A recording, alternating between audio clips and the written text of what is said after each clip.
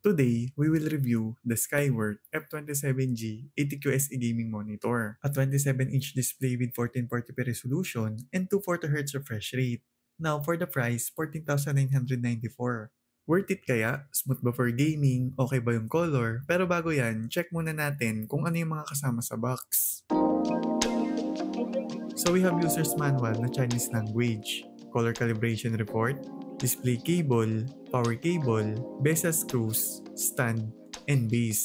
And of course, monitor. No hassle to i-set up, wala ka nang kailangan i-screw and mabilis lang i-insert yung stand sa monitor. When it comes to design, white yung color ng back, stand, and base. So itong frame lang ng monitor yung black na mas nice sana kung naging white na lang din. Of course, minimal logo for branding and I'm sure na hindi ito basta-basta iinit dahil may exhaust vents on all sides of monitor. Plus, meron pa sa likod. So sure na proper yung airflow. Also, adjustable yung height, pwede din i-tilt, swivel, and i-rotate. Decent naman yung stand even na made of plastic and if ever na gusto mong i-mount, pwede dahil BESA compatible. Sa ports, ito yung available and meron siyang joystick to control the USB menu. For display, 27-inch 1440p resolution with 240Hz refresh rate, 1ms response time, and IPS panel. With these specs, sure na smooth yung visuals, especially for gaming. It also adaptive sync supported, kaya good for fast-paced games. And with HDR400, better yung visuals. Mas detailed and vibrant sa bright scenes, decent na din for dark scenes, even na hindi ganun kadip yung blacks. Okay naman yung clarity out of the box, pero kung i-compare ko siya sa mga monitor na na-review ko before, hindi ito yung pinaka-detail or sharp para sa akin. Tinry ko yung sharpness, ultra vivid, and dynamic sharpness sa menu ng monitor. And I think magagamit naman siya when it comes to editing, working on documents, and movies. As for color output, not bad, and meron tong 5 available color space. So may options ka, depende sa ginagawa mo. Moving forward, nag-UFO test tayo dito. And as we can see, minimal lang yung ghosting. Solid yung performance niya sa Valorant, walang screen tearing and stuttering. Napansin ko din na seamless pag nag-alt tab unlike sa ibang monitor na 2 to 3 seconds yung black screen.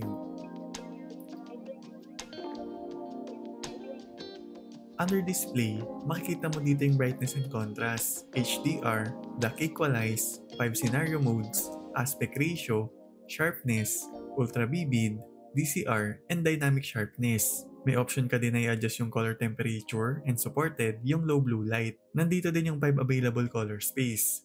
For game settings, we have adaptive sync, overdrive, and low latency input. Pwede ka din mag-set ng timer, set your own crosshair, and FPS display. So almost complete naman yung options. Pwede mo din i-off yung indicator and mag-set ng reminder. Naalala ko lang din na out of the box, hindi siya English language. So punta lang kayo sa system icon and sa pinakauna, makikita mo agad yung language. In terms of productivity, big factor in screen size and resolution. And since 27-inch 1440p to, malawak yung space, mas madali kang makakapag-multitask. Plus IPS panel, so okay yung color output in any angle. Decent din yung text clarity, comfortable mag-edit ng documents, good dito for photo editing, and graphic design. Add pa natin na ergonomic design siya, so ma-adjust mo, depende sa gusto mo. At para sa eye comfort, supported din yung low blue light na may 3 options to reduce eye strain. In my gaming experience, masasabi ko na smooth at consistent yung performance ng monitor sa mga games na madalas kong laruin. Okay yung performance niya and lagi kong siniset sa DCI-P3 yung color profile since ito yung best choice pagdating sa gaming. Mas wide yung color, mas vibrant, kaya engaging. About naman sa fast-paced games, wala naman ako na-encounter na any problem. And even na bumaba sa 240 yung FPS niya, still, smooth pa din siya. Tinry ko din yung low latency input and better siya gamitin sa competitive games. Though okay din naman yung adaptive sync.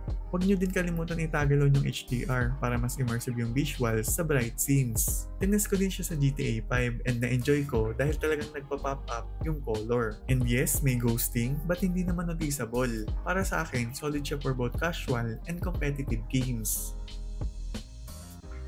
Overall, worth it yung monitor kung gaming talaga yung priority mo, lalo na for FPS games. Not bad na din for photo and video editing since decent yung color output.